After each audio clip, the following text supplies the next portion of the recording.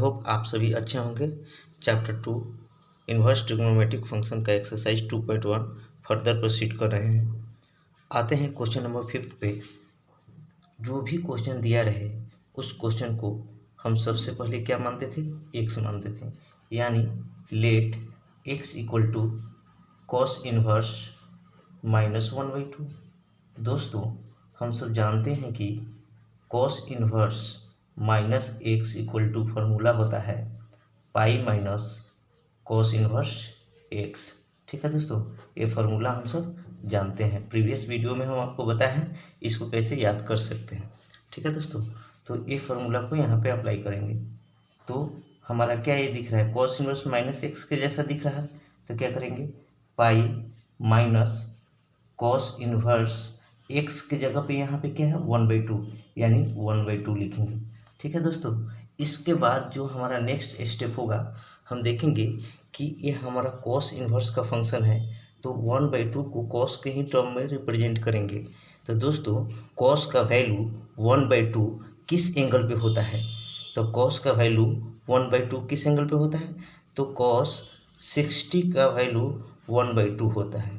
ठीक है दोस्तों, और 60 को हम सब π/3 भी बोलते हैं रेडियन में। ठीक है दोस्तों, यानी cos 60 यानी 60 को रेडियन में क्या बोलते हैं दोस्तों, π/3 इक्वल टू 1/2, यानी हम 1/2 के जगह पे क्या लिखेंगे दोस्तों, cos π/3 को लिखेंगे। ठीक है, तो यहाँ पे क्या करेंगे, पाई माइनस कॉस इन्वर्स cos π/3। ठीक है दोस्तों इसके बाद यहाँ पे हम स्टेटमेंट लिखेंगे, वी नो डेट द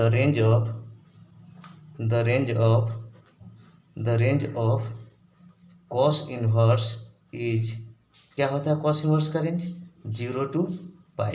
ठीक है दोस्तों, इसके बाद हम दोस्तों क्या करेंगे, जो हमारा एक्स का ये सब वैल्यू जो आया है, इस वैल्यू को एक्स को एज इट इज यहाँ पे लिख लेंगे, यानी pi minus cos inverse cos π/3। दोस्तों कॉस इन्वर्स से कॉस कैंसिल होगा तब ही जब ये हमारा वैल्यू इस रेंज में होना चाहिए। तो π/3 को हम सब क्या बोलते हैं, π/3 को हम 60 डिग्री बोलते हैं। क्या 60 डिग्री 0 से 180 के बीच में आता है, बिल्कुल आता है दोस्तों। इसलिए हमारा क्या हो जाएगा, ये हमारा कॉस इन्वर्स से कॉस कैंसिल हो जाएगा और यहाँ पे पाई माइनस क्या बचेगा, π/3 बचेगा। ठीक है दोस्तों, इसके बाद क्या करेंगे, इसका एलसीएम लेंगे तो ये यहाँ पे चला आएगा तो क्या हो जाएगा 3 पाई माइनस ये क्या हो जाएगा π/3। ठीक है दोस्तों, अब 3 पाई में से पाई जाएगा तो क्या बचेगा 2 π/3। ठीक है दोस्तों, ये जो हमारा x का वैल्यू आया 2 π/3, क्या ये हमारे इस रेंज में बिलोंग करता है, अभी चेक कर लेते हैं। दोस्तों 2 तो हमारा एज इट इज रहेगा और पाई को हम सब जानते हैं 180 डिग्री होता है। ठीक है दोस्तों, इसके बाद डिवाइड किससे करना है, 3 से।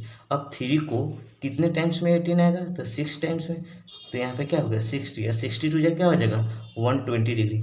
दोस्तों अब बताओ, जो हमारा कॉस इन्वर्स का जो रेंज होता है क्या होता है 0 to 180 होता है। क्या 0 से 180 के बीच में 120 आता है कि नहीं आता है, बिल्कुल आता है, 120 इस दोनों के बीच में आता है। इसलिए हम बोल सकते हैं दोस्तों कि जो x इक्वल टू 2 π/3 आया ये हमारा प्रिंसिपल वैल्यू है। ठीक है दोस्तों, ये हमारा राइट आंसर हो गया। आई होप आप लोगों को क्वेश्चन नंबर 5 समझ में आया होगा। अब चलते हैं नेक्स्ट क्वेश्चन पे। अब हमारा नेक्स्ट क्वेश्चन है क्वेश्चन नंबर 6। क्वेश्चन नंबर 6 जो हमारा दिया हुआ है tan इनवर्स -1। अब दोस्तों जो भी क्वेश्चन दिया रहता है वो हमारा पहला स्टेप क्या होता है, x मानते हैं, यानी let x equal to tan inverse -1। इसके बाद हम क्या बोले थे, इसका एक फार्मूला होता है, क्या फार्मूला होता है, tan इनवर्स -x रहे तो इतना बराबर होता है माइनस का tan इनवर्स x। ठीक है दोस्तों, ये फार्मूला होता है, आपको याद होनी चाहिए। तो दोस्तों यहाँ पे क्या हो जाएगा, माइनस पहले आ जाएगा और tan इनवर्स क्या हो जाएगा 1 हो जाएगा। इसके बाद दोस्तों tan का वैल्यू 1 किस एंगल पे होता है, तो हम सब जानते हैं tan 45 इक्वल टू क्या होता है 1 होता है, और 45 को रेडियन में हम सब π/4 भी बोलते हैं। ठीक है दोस्तों, यानी 1 की जगह पे हम क्या लिखेंगे, tan π/4। ठीक है दोस्तों, तो यहाँ पे x इक्वल टू क्या आ गया, माइनस का tan इनवर्स 1 की जगह पे क्या रिप्लेस करेंगे, tan π/4। ठीक है दोस्तों, इसके बाद क्या करेंगे, स्टेटमेंट लिखेंगे। स्टेटमेंट हमारा क्या है, वी नो डैट, हम लोग जानते हैं कि the range of tan inverse is, tan inverse का रेंज क्या होता है, ओपन इंटरवल -π/2 टू प्लस का π/2। ठीक है दोस्तों, ये हमारा tan इनवर्स का रेंज होता है। इसके बाद जो भी हमारा x आया है उस x को एज इट इज यहाँ पर लिखेंगे, माइनस का tan इनवर्स tan π/4। दोस्तों यहाँ पे tan इनवर्स से tan को काटने से पहले चेक करेंगे कि जो ये हमारा वैल्यू आया है क्या ये हमारे रेंज में है। तो जो हमारा रेंज होता है tan इनवर्स का वो क्या होता है, -90 से +19। ये ओपन इंटरवल है दोस्तों। ओपन इंटरवल का मतलब होता है जो ये वैल्यू दिया हुआ है इसको छोड़कर इसके बीच वाले जो भी नंबर होगा ना वो हमारा एग्जिस्ट करेगा, यानी -90 और +90 को छोड़कर, यानी इसके बीच में। तो ये जो हमारा वैल्यू आया है क्या है, 45, माइनस का 45 आएगा। क्या माइनस का 45 इस दोनों के बीच में बिलोंग करेगा, बिल्कुल बिलोंग करेगा। ठीक है दोस्तों, यानी हम यहाँ पे क्या कर सकते हैं, tan इनवर्स से tan को काट सकते हैं। तो x इक्वल टू क्या आ जाएगा, माइनस का π/4, और माइनस का π/4 जो है ये इस रेंज में क्या होता है, बिलोंग करता है। इसलिए आई होप आपको क्वेश्चन नंबर 6 भी 100% क्लियर हो गया होगा। ठीक है दोस्तों, अब आते हैं नेक्स्ट क्वेश्चन नंबर 7 पे। ठीक है दोस्तों, क्वेश्चन नंबर 7 हमारा जो दिया हुआ है वो है सेक इनवर्स 2/√3। ठीक है दोस्तों, हम क्या बताएं, सबसे पहला स्टेप हमारा क्या होता है, जो भी क्वेश्चन दिया रहे उसे हम x लेते हैं, यानी let x equal to sec inverse 2/√3। इसके बाद क्या करते हैं दोस्तों, हम यहाँ पे देखेंगे कि सेक इनवर्स का फॉर्म में है, यानी एक फार्मूला होता है। यहाँ तो एंगल निगेटिव रहेगा तो फार्मूला की जरूरत पड़ेगा, यहाँ तो नेगेटिव है नहीं, तो डायरेक्ट हम यहाँ पे वैल्यू को चेक करेंगे, IC के फॉर्म में रिप्रेजेंट करेंगे। यानी दोस्तों सेक का वैल्यू 2/√3 किस एंगल पे होता है, तो हम सब जानते हैं कि सेक 30 इक्वल टू होता है 2/√3। दोस्तों हम ये भी जानते हैं कि सेक 30 यानी 30 को रेडियन में π/6 भी बोलते हैं, यानी 2/√3 इक्वल टू क्या आ गया हमारा, सेक π/6। यानी हम 2/√3 के जगह पे क्या लिखेंगे, सेक π/6। ठीक है, तो यहाँ पे चलिए लिखते हैं सेक इनवर्स 2/√3 की जगह पे क्या लिखेंगे, सेक π/6। अब दोस्तों इसको काटने से पहले हम स्टेटमेंट लिख लेंगे। क्या स्टेटमेंट है हमारा, वी नो डैट, हम लोग जानते हैं कि the range of sec inverse is, sec inverse का रेंज क्या होता है 0 to π। इसमें से क्या निकाल देते हैं, 90 डिग्री को निकाल देते हैं, क्योंकि इस पे एग्जिस्ट नहीं करता, अनडिफाइंड नंबर देता है। ठीक है दोस्तों, तो इसके बाद क्या करेंगे, जो भी x का वैल्यू आया है उसको एज इट इज यहाँ पे लिख लेंगे। क्या आया है, सेक इनवर्स सेक π/6। दोस्तों सेक इनवर्स से सेक को काटने से पहले हम चेक करेंगे कि ये जो π/6 है क्या इस रेंज में बिलोंग कर रहा है। यहाँ पे 0 से 180 दिया हुआ है, क्या 0 से 180 के बीच में 30 डिग्री आता है, बिल्कुल आता है दोस्तों। इसलिए यह हमारा सेक इनवर्स से सेक कैंसिल हो गया। x का जो वैल्यू हमें मिला वो क्या मिला, π/6 मिला। ये हमारा क्या हुआ, प्रिंसिपल वैल्यू हो गया। ठीक है दोस्तों, आई होप आपको क्वेश्चन नंबर 7 भी 100% समझ में आया होगा। ठीक है दोस्तों, अब आते हैं क्वेश्चन नंबर 8 पे। ठीक है दोस्तों, क्वेश्चन नंबर हमारा 8 जो है क्या हुआ है, क्वेश्चन नंबर 8 जो हमारा दिया हुआ है, 1 मिनट। क्वेश्चन नंबर 8 दोस्तों हमारा क्या दिया हुआ है, क्वेश्चन नंबर 8 हमारा जो दिया हुआ है, गिवन क्या दिया हुआ है, कॉट इनवर्स √3। दोस्तों यहाँ पे जो भी क्वेश्चन दिया रहता है उससे हम फर्स्ट स्टेप में क्या करते हैं, x मान लेते हैं, यानी let x equal to cot inverse √3। इसके बाद हम देखते हैं कि क्या एंगल निगेटिव है। एंगल निगेटिव नहीं है तो कोई बात नहीं, डायरेक्ट इस वैल्यू को हम इसी के फंक्शन में रिप्रेजेंट करेंगे। तो हम जानते हैं कि कॉट का वैल्यू √3 किस एंगल पे होता है, तो कॉट 30 का वैल्यू √3 होता है। ठीक है दोस्तों, कॉट 30 का वैल्यू क्या होता है, √3 होता है। और 30 को हम सब रेडियन में π/6 भी बोलते हैं, यानी कॉट π/6 इक्वल टू √3। ठीक है दोस्तों, अब हम यहाँ पे क्या करेंगे, √3 के जगह पे कॉट π/6 को रिप्लेस करेंगे, यानी कॉट इनवर्स यहाँ पे √3 की जगह पे क्या लिखेंगे, कॉट π/6। इसके बाद क्या करेंगे दोस्तों, स्टेटमेंट लिखेंगे। स्टेटमेंट हमारा क्या है, वी नो डैट हम लोग जानते हैं कि the range of cot inverse is, cot inverse का रेंज क्या होता है, 0 to π, ओपन इंटरवल में होता है दोस्तों, ओपन इंटरवल में होता है 0 to π। ठीक है दोस्तों, ओपन इंटरवल का मतलब हुआ था इस दोनों पॉइंट को छोड़कर इसके बीच वाले जो भी नंबर आएंगे ना वो हमारे एग्जिस्ट करेंगे इस रेंज में। ठीक है दोस्तों, तो चलो यहाँ पे x इक्वल टू क्या दिया हुआ है, कॉट इनवर्स कॉट π/6। अब दोस्तों कॉट इनवर्स से कॉट को काटने से पहले हम चेक करते हैं कि क्या ये वैल्यू इसमें एग्जिस्ट कर रहा है, बिलोंग कर रहा है, और बिलोंग करेगा तभी ये कटेगा। ठीक है, तो हमारा रेंज क्या है, 0 से 180। क्या 0 से 180 के बीच में 30 डिग्री आता है, बिल्कुल आता है दोस्तों, 30 डिग्री आता है। इसलिए यहाँ पे क्या करेंगे, कॉट इनवर्स से कॉट को कैंसिल कर दिए, तो x का वैल्यू क्या आ गया, π/6, यानी हमारा क्वेश्चन नंबर 8 भी कंप्लीट हो गया और 100% आपको समझ में आया होगा, आई होप।